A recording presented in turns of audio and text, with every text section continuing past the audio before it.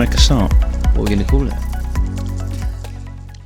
This is the whole thing. We don't actually know what we're going to call it, do we? No, we'll work on it. We'll come with it. We may maybe ask people to come up with a name for it. Yeah, I suppose we can. It's not a bad idea. If anyone is thinking about... Two miserable old gits. We could call it Two Miserable Old Gets, why not? Right. And friends. So. Yeah, hello. It's day one. I didn't tell you. So today I put a post on Instagram because I wanted to share the sort of the journey of people. And I really went out of my comfort zone and did a speech on, how excited I was today to be here.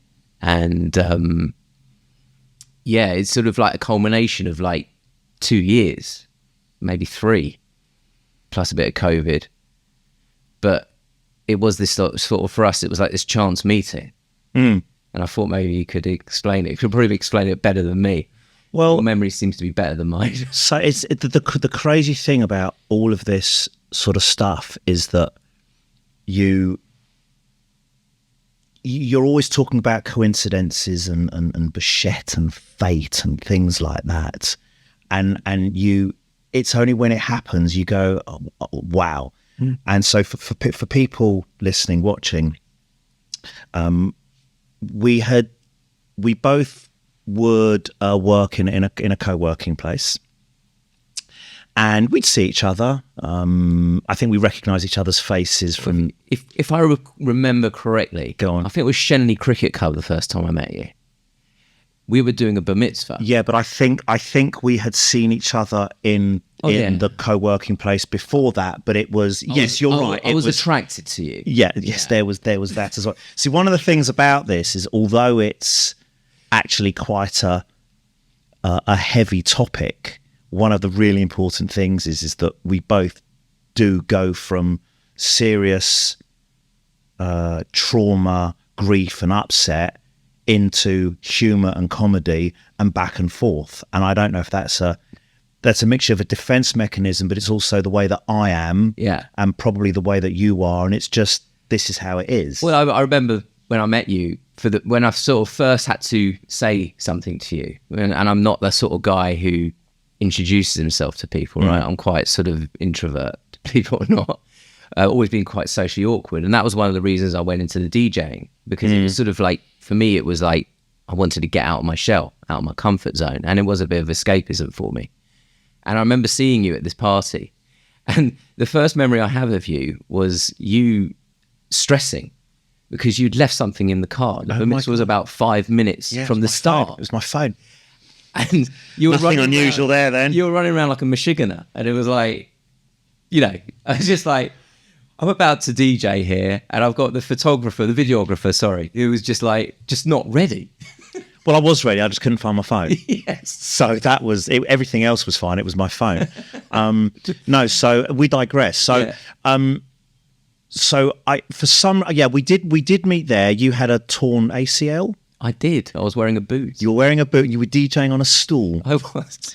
And old school. Yeah, and then it must have been after that. It was probably the January, February before lockdown, wasn't it? As lockdown was kind of nearly happening, but none of us knew it was happening. Correct. And we got talking because I obviously was interested, in trying to see how you would maybe do more video work with what you do. And you were like, oh, I'm very shy. I don't like doing this. And you sent me something that you had read, and I was like, yeah, it's all about training and getting you to do it. And that was all fine. And then I think I noticed the tattoo on your arm, and I was like, oh, what's that? And it's a great segue. And then you showed me your tattoo, which is Maddie May. Maddie May. For those who don't read Hebrew. And I recognised that straight away as Maddie. Yeah. And you sort of, I don't even think you actually explained why. I knew why. People that have tattoos of names have it for a reason. Either it's someone they love and have, someone they've loved and lost. They don't just go, oh, I'm just going to have a random name. Well, some people do. Every name that every name of people they know. I mean, let's be honest. Do they? certain. Okay. I'm sure. I mean, And then so naturally I saw that and I was like, mad. And then we both looked at each other like, shit. yeah, And yeah. that was the moment. I think we both looked at each other and went, wow, that's too crazy. I remember after that point, and after sort of wanting, I think, just give you a massive hug. I don't think I did, but I wanted to. I think you probably did. I think we probably did. It's not one of those moments where you're like, oh, you know Johnny, I know Johnny, that's amazing. It's not that. It's so much more than that. The thing that I remember the most about that moment was, why did you do it there? Why did you have the tattoo on the inner arm, the same left arm that I had the same? Okay, so let me ask you, why did you have it on your inner left arm? The same reason you did, which is basically it is where the main artery of your body flows to your heart. And Well, I just had it because it's obviously close to my heart. but I mean, the main vein runs, from what I understand, all the way here to your heart, and it meant that Maddie would carry on living within me.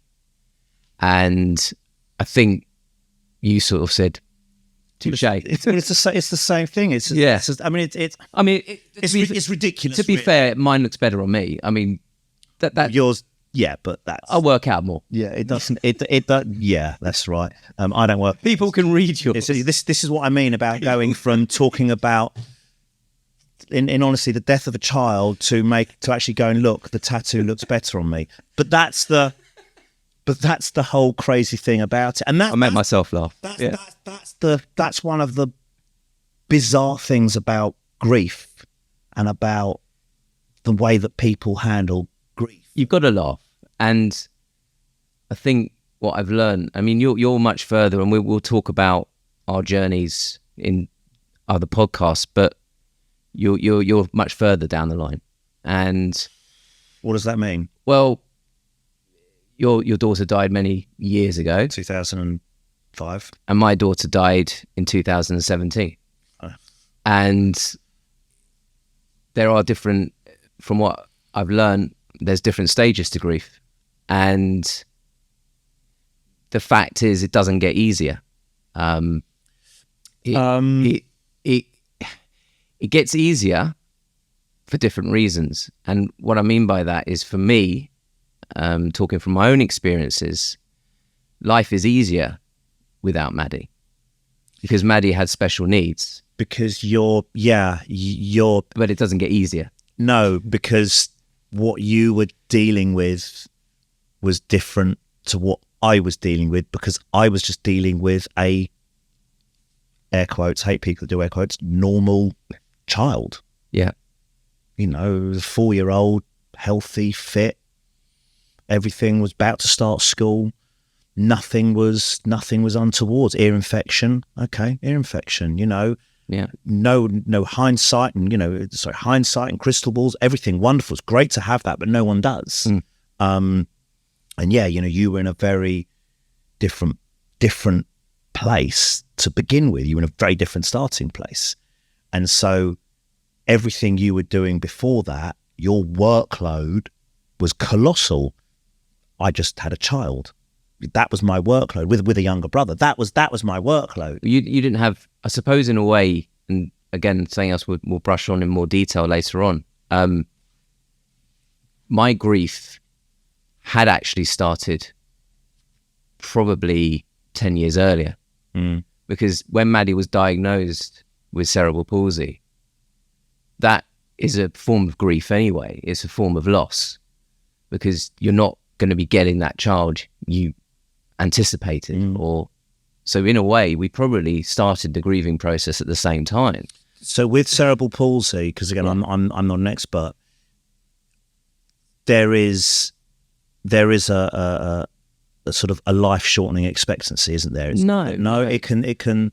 I mean, that's my call it. Yeah. It's just not something that I. No, and that's part of this process as well. Is educating people to the processes. It's out of your hands what happens, and there isn't a lot of support for that type of grief either, life altering grief, I suppose. And you know, you try and rely on people to you know, you try and find people to talk to, and the only person there is to talk to really is a therapist.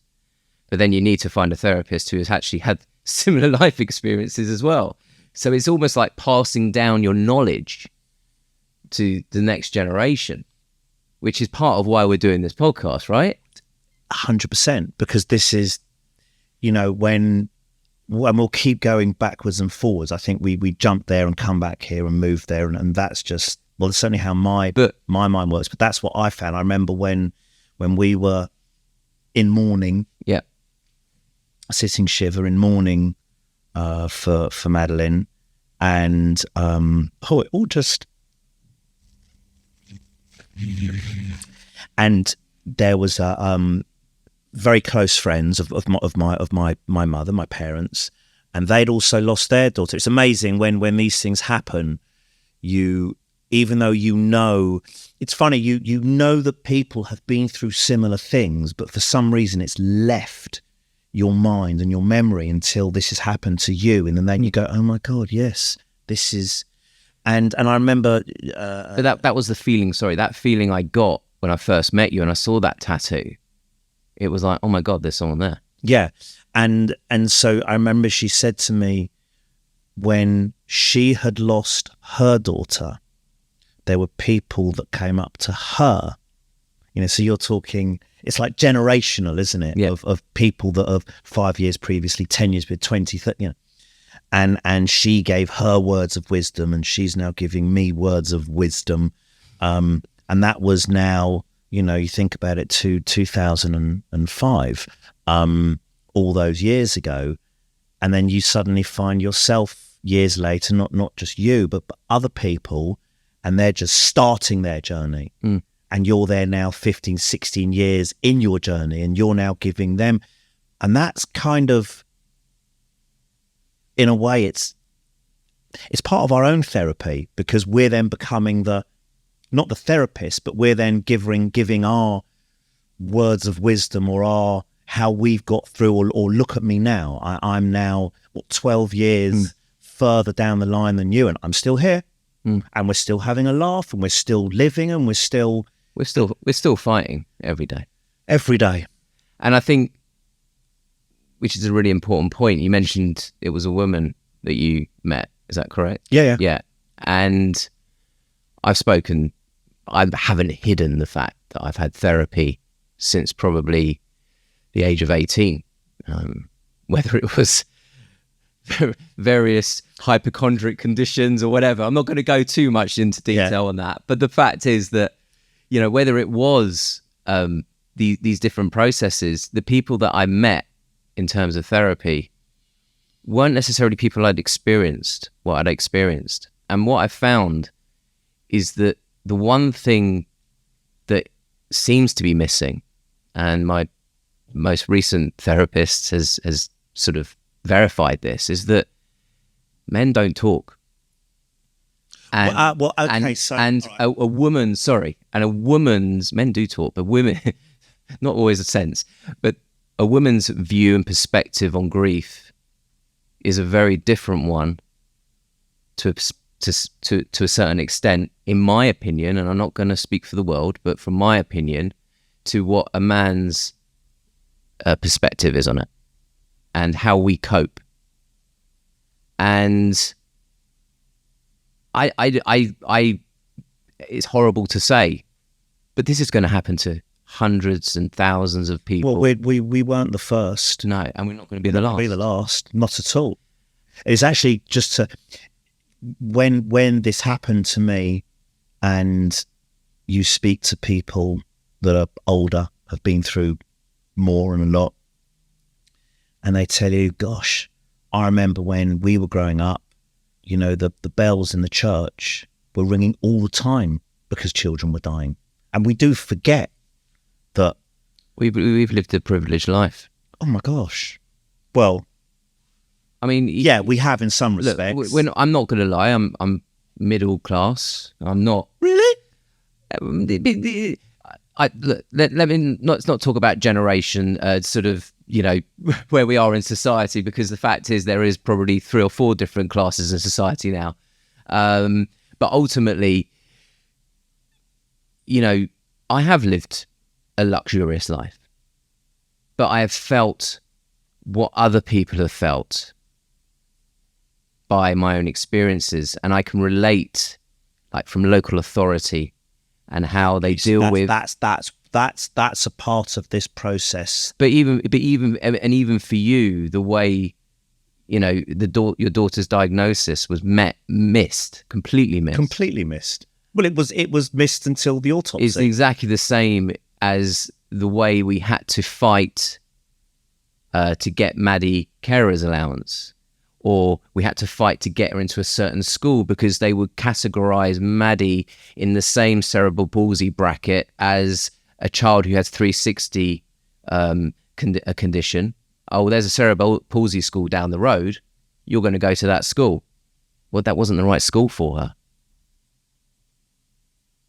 People who may not be sort of so fortunate as me are probably in a much worse situation. And what I'm trying to say is that you're not the only people out there who have felt that pain and that heartache.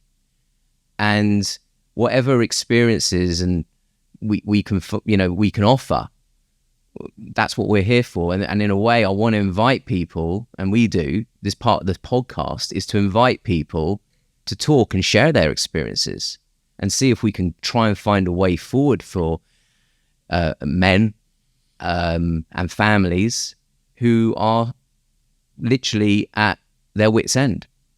You know, your coping mechanism was videography, I suppose. It was your escapism. Even a bit of building work. I don't know. It's just, you know, I remembered in there were occasions after we lost Madeline and you. I remember I was reading an article. It was a German footballer. I think he was a goalkeeper. I can't remember who he played for, and he lost his daughter. Yeah, I heard about it. He killed himself. Wow. And when that happened, I almost wanted people to read that and realise, shit, yeah, this is what this does to people. Just because I'm on the outside, I'm there and I'm working and I'm doing stuff, and some people, this is how much it affects people. Mm. And I wanted people to see that, to go, don't think for a minute that I'm just, hey, I'm fine, I'm cool, I'll get on with it. Look, I know people are in all sorts of mental states anyway, and it doesn't necessarily always take, you know, the death of a child for someone to do that. And there's some awful tragedies where people are taking their own lives for whatever reason, that for the average person is like, why have they done that? They had footballers, you know, you hear of footballers and managers that have just done it. You're like, they're successful, they're successful in their career, they've got money in the bank, they've got a beautiful family, a beautiful house, and they go and do that. So everyone has different, but I remember, so when it came to coping mechanism, I honestly, well, for me, I was still working in children's television. So it was in the middle of series 3 and 4 or 4 and 5, I can't quite remember, and there just happened that there was a gap. We'll put some links on, so if you watch it. And I was due to go back, you know, whatever, I think a month and a half later on. I remember having a meeting with the producer and everything, and they were saying, you know, you sure you want to come back? And I was like, well, of course I'm going to come back. Because it's work. I still need to earn that money. No one else is I'm not going to get any help. Who's going to help me? I'm self-employed. They're not going to go, oh, Lee, you've lost a child. All right, here you go. Here's a few thousand. No one's going to do that. And it was also what I did. I was working on a prime time Saturday morning BBC One show. I mean, if ever there was a plug, there was a plug there. Why would I give that up? And also, and totally honestly, okay, my daughter and my youngest son, who's now 19 at the time, so he was my youngest son at the time, he's now 19, they would watch me on television. I would come back, Daddy, we've seen you on telly. Wonderful. There are still a million other children watching that show, wanting to see me and the other people. And there are other children that could be terminally ill. They could be having awful times at home. They could be. So there's still a very good reason to go and do it. Because you've got a choice. You just get on with life, or you just curl up in a corner and give up. That's Yeah, but for me, there were times, and there were two occasions where I did give up. How? In what way? Mentally, or just? Yeah, I think if I wasn't sort of fearful of my life or anything like that, but on two occasions I would be literally sitting there just staring at a wall, and days would pass. And you see, that didn't. Yeah, and this is what I'm saying. It affects people in different ways. Totally. But I knew that I always had to be there for my other two girls, and I had to support a family, and I had work, my own business, which was my escapism. And now I look at work, and it's like my house. I'm now separated, divorced. May want to edit that. I'm now divorced. And but that's actually quite that's sort of like a new journey for me. And you know, that's another story that we need to discuss at some point, because that's a whole other topic. Yeah, me and Tamar, you know, we've been together. I thought I better get this right. We've been together since 2000, but that's what we're together still. But that's what makes the sort of the two of us so sort of compatible in a way, because our experiences of the grieving process has been a very different journey. You know, I realized that things weren't right in my life, and having to change them or move out of home and lose two other children to a certain degree was heartbreaking as well. So when my latest breakdown came, it was a month after my divorce. It was, you know, I was coming out of it when I saw you last year. And I realized that I was now grieving the fact that I couldn't be there for my children like I wanted to be. And that's all part of that initial loss, because I have the same thing. You know, my eldest son, 19, you know, my daughter's 16.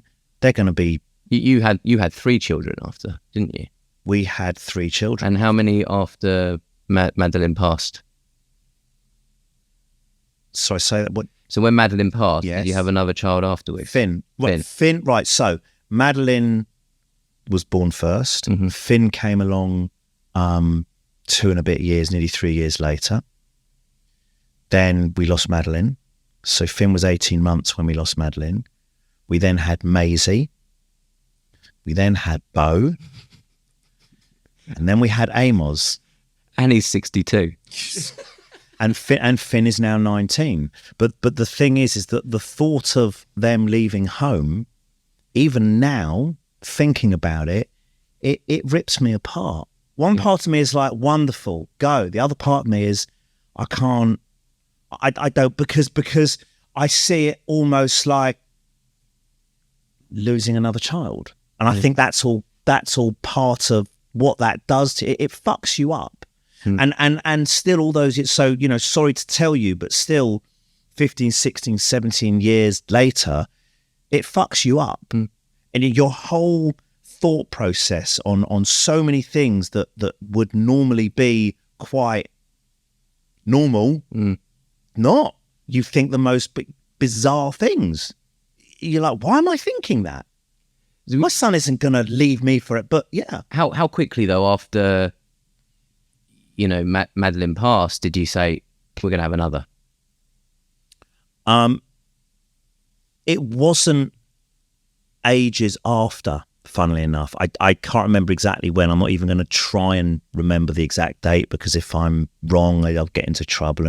But it wasn't, I think, because we were never going to stop at, we were never going to stop at 2. We never said 2, that's it, no more. We never said that. So And it also felt actually very wrong for the existing child, because we had one, we then had a second, so we've got two, and you've now gone back down to one. Well, you want to at least try and get back to where you were. So we had Maisie, so we had a girl, and that in itself was like, yeah, because you've lost a girl. But you're never, and you agree with me on this, you're never replacing. No, not at all. And now, and that was the point I was trying to get. But then also what happens is that, again, it's a whole different subject. This is why the whole subject, you could just go on for hours and hours and hours, is that you've now got another daughter. Yeah. And for that daughter, as she's growing up, is she going to think, am I a replacement? Are they going to compare me the whole time? But this is interesting. So this is where I was going with this. So basically, when Maddie was diagnosed, obviously my immediate reaction is I want my wife to have a normal birth, and, and we both are sort of instigated the fact we're going to have a baby as soon as possible, another one. We only really wanted one child at the time. Okay. And Emily came along 18 months later and made the best blessing of ever.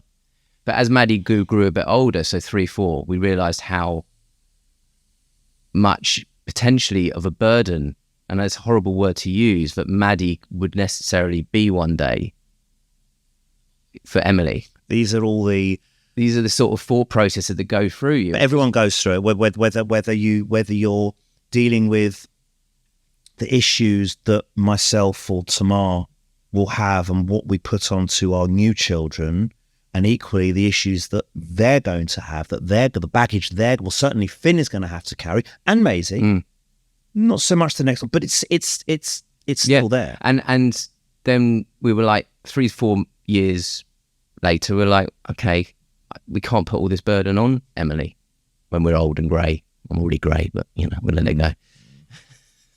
And the grey shirt doesn't help either. But you still got actually more hair than me. It's just grey. I'm just grey. It's grey. It's just boring. And then Matilda came along, and we said, well, Matilda can support Emily, and they can, and Matilda, another amazing blessing, and great little footballer, by the way.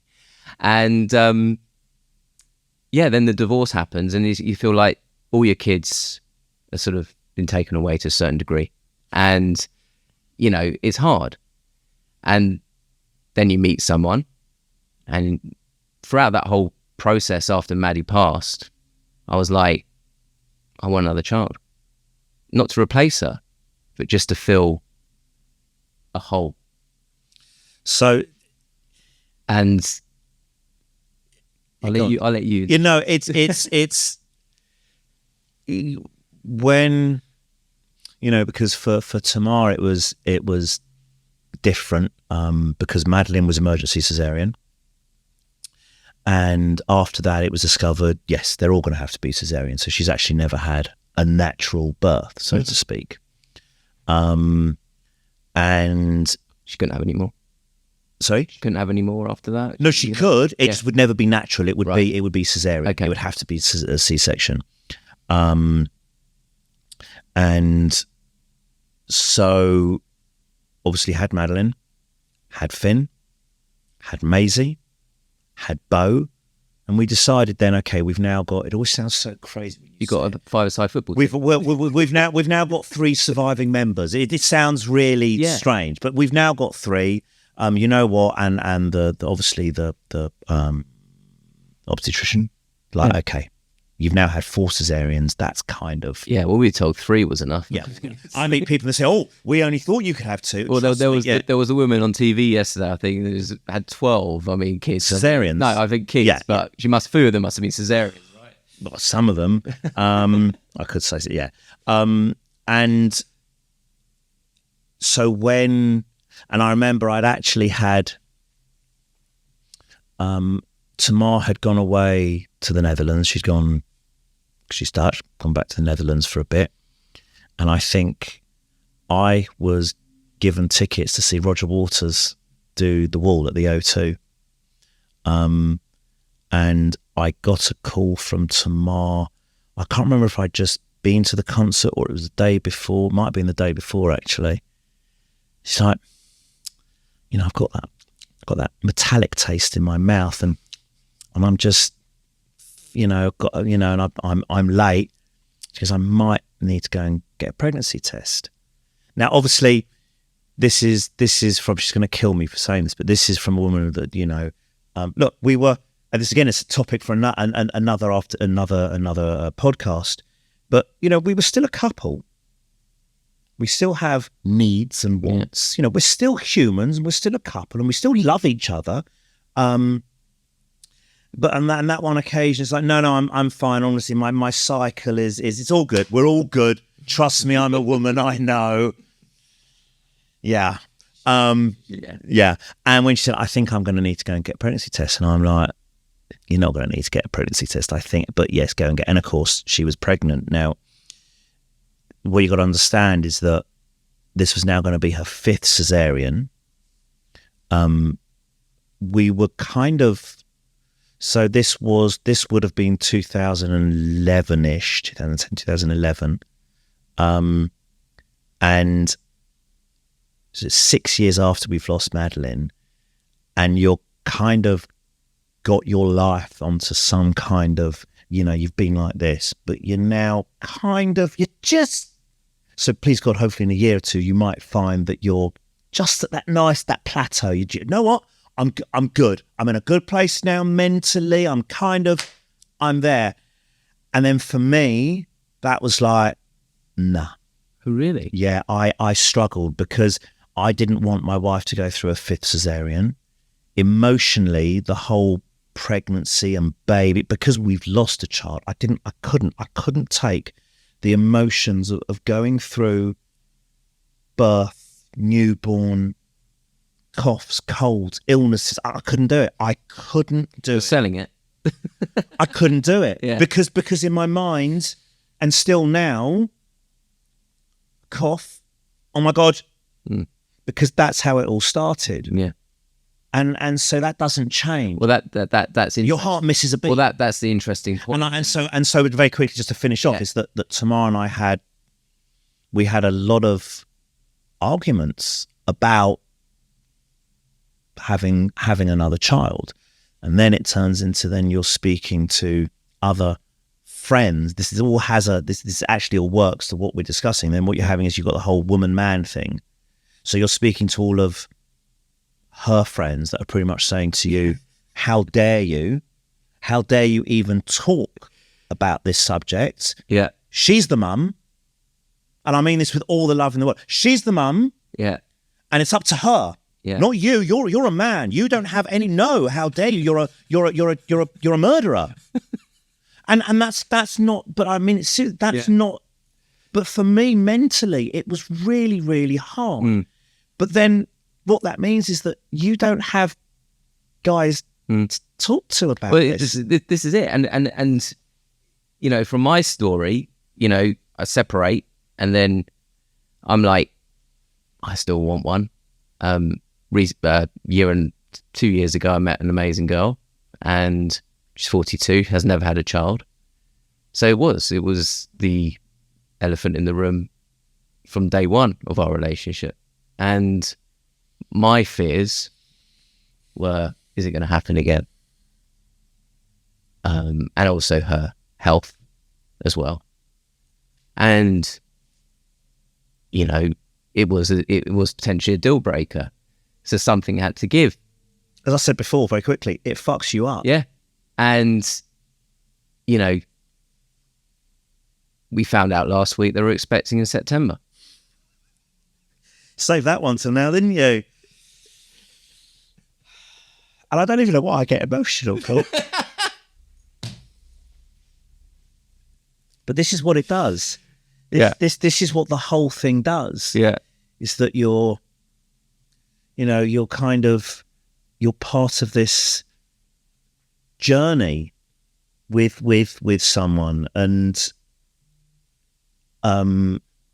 yeah. By the way, Lee didn't know about that. No, I truly didn't know. That's why I'm getting all I don't even. And I thought I'll be the one in tears today. I mean, he's cried twice, right? because I haven't even started. Because I don't know. It's you. You try to remain very calm and very on an even keel, and it's this whole. It's a plaster. That's all it is. It's just a plaster.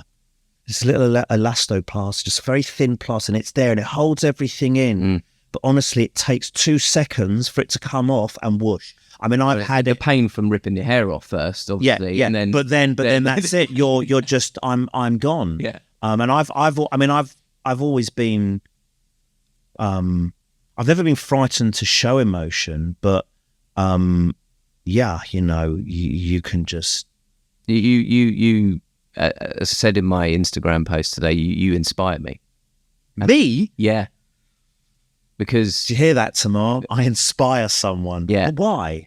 Because the way you've dealt with this, from what I've learned, and okay, we're gonna get deeper into it. But how have I dealt with it? Because the way you talk and the way you put me at ease, that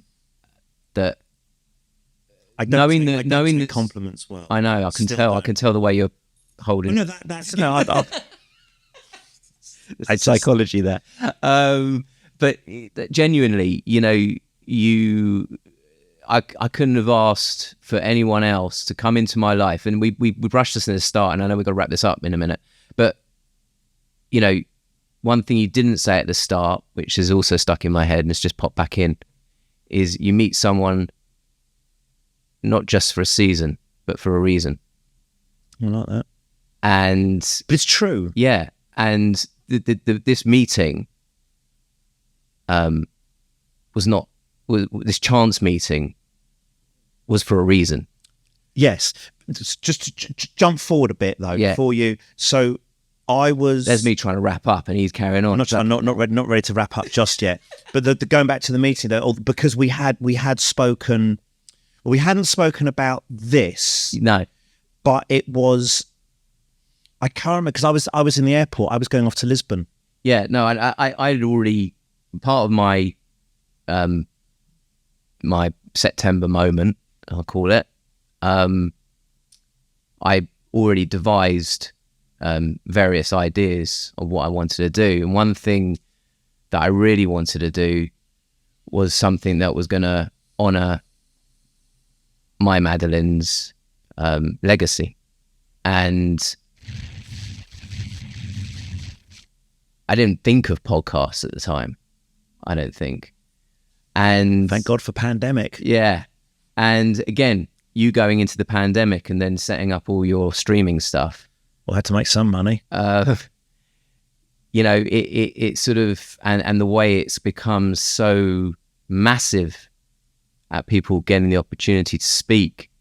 But that's it. It's people realising that if it means that this is the only way that people get to talk, but also get to listen and go, and on that, and then we will be obviously doing a lot more of these, and we want to reach out. I hate the word reach out. I'm going to reach out to people. I can't stand it. However, there are lots of people out there that we really do want to speak to, and we want them to speak to us and be part of Look, this. we haven't done massive amounts of research, and you only got to delve in, and suddenly you get all these guys going me. Well, exactly. But the point I'm making is that loss or grief is out there at the moment, and it is all connected to mental health ultimately, and how you deal with mental health and how you use coping mechanisms, etc., to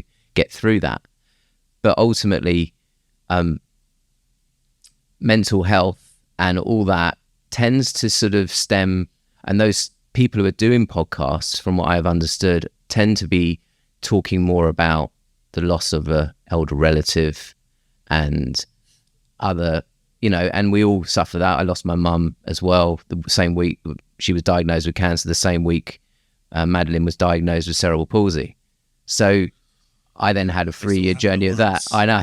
Yeah. I'm not looking to outdo you. Lee. I mean, I'm trying to trump you. There's this whole thing as well about, isn't it? Is that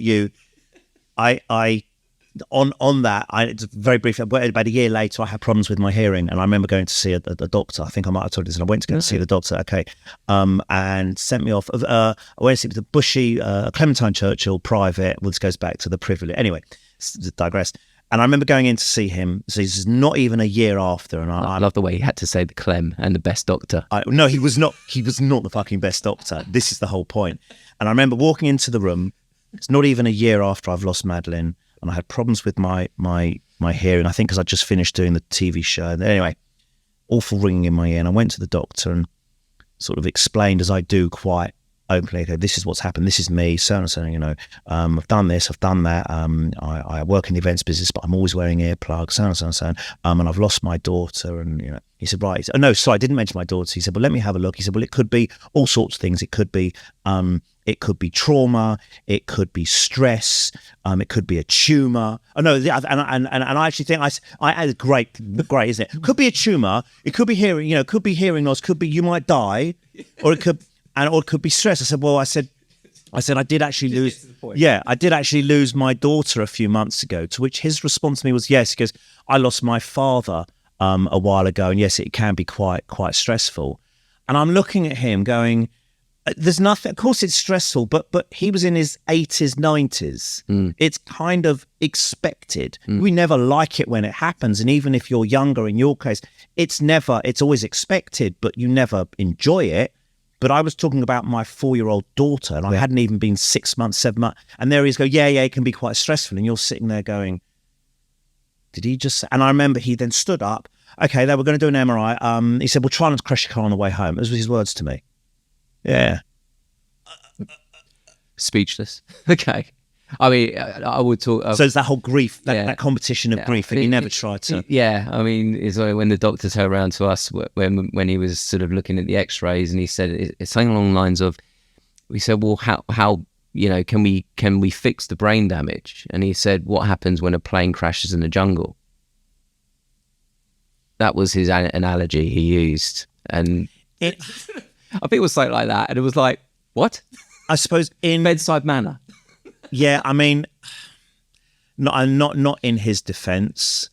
I remembered after we had the autopsy, and we'll go into this in more detail other times. I remember speaking to the consultant paediatrician at the time, who was, and I will come into later on, an amazing guy, and he never knew about this until after. So he is totally amazing. And made Dr. Warren High, amazing guy. I know what.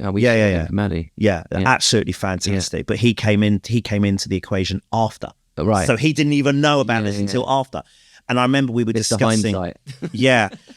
And I remembered we were chatting with him, talking about, what it was like. What it was like for Madeline. And I remember him saying, quite openly, she was dying. It's not similar to the whole plane crash, it's a fact. And I know you don't like it, but she was dying. So yes, it wasn't fun. No. And it's a horrible thing that doctors sometimes, this is why I don't, they can't sort of dress it all up in cherries and they can't say to you, well, hopefully we'll be able to fix the damage. No, we can't. And sometimes, in their defense, sometimes the only way to say it is actually just being totally truthful and saying, look, you need to know about it. We can leave it another week or 2 weeks to tell you, but listen, in our experience, because they unfortunately have a lot of it, I'm just going to have to tell you, it's like a plane crashing in the jungle. And he's right. And was it right for him to say it then? Is it right for him to leave it? Is it right for him to give you a week or two of thinking, do you know what? We might be okay. She might be able to. No, she won't. So why lie? Yeah. It's not always right, but like he said to me, look, it was 2 days before she died, so she was dying. It's not like she was fine. Sorry. It's all right. We bring down the... Well, I mean, ultimately, we are talking about grief, aren't we? I know, but let's look at the bright side of it all. Come on, every cloud. It was always my motto. Mad, isn't it? It is, the whole thing is crazy. And it's only when these things happen you discover so many different elements of the whole process, process of being a father, a husband, someone who's lost a child, someone who's got, and it's just. Well, so to wrap up, because I've got to collect the kids. Absolutely fine. Yeah, I'm on duty tonight, but like grandparents, I'm giving back at the end of the day. No, so that's why I came up with this sort of charity idea, to a certain degree, and this is a start of a journey, and we don't know where it's going to go. We have 0 followers on social media, but we are going to use social media to push this out, because it's important. I feel it's the generation that are going to relate to it are going to be, unfortunately, in a situation, some of your, with friends, they're going to have friends who've experienced loss of a child, etc., etc. And we want to make people understand that this is unfortunately, I sell international property for a living. You'd probably know that. And I always sit there helping people with their lifestyle needs, and adapting their lifestyle, and buying multi-million-pound houses. And I love the job, and I love the people I work with, and there's things that are happening there which are really exciting. And the one thing that always dawned on me is that, well, I can also help people who have to adapt their lifestyles to unforeseen circumstances. And that's what I want to do as part of this process. If someone is dealing with a terminal illness of a child, someone is dealing with a chronic diagnosis of a condition like cerebral palsy, even autism or whatever, that's the sort of people we want to target. And that's why I came up with the name In-House, because I want to collaborate and work with charities who are already established, but dig into their sort of charity and look at sort of sectors of maybe the charity that they are overlooking. So maybe the dads, the fathers of children. There are amazing charities out there, and I do believe that there is an opportunity for us to create something really special. And this is day one. Day one. 100%. And it was only after, I think, we had chatting about it, I suddenly remembered some dad's friends that incredibly close to the period, the time. Yeah. They've gone through it, and they're going through it, and later on, and other people from totally different walks of life. And so when you start thinking like, oh my God, I could speak to somebody.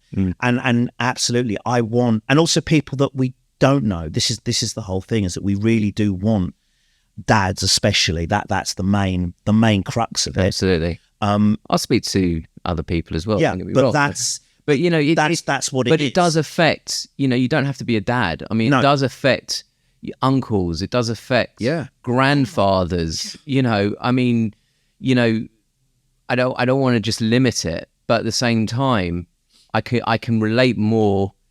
And in this world we live in today, and I don't want to come across as ignorant or whatever. But men, men don't talk, and I want to get them talking, and I think you do too. Yeah. And I think by going over time today, we've done enough talking, haven't we? I think we have for now.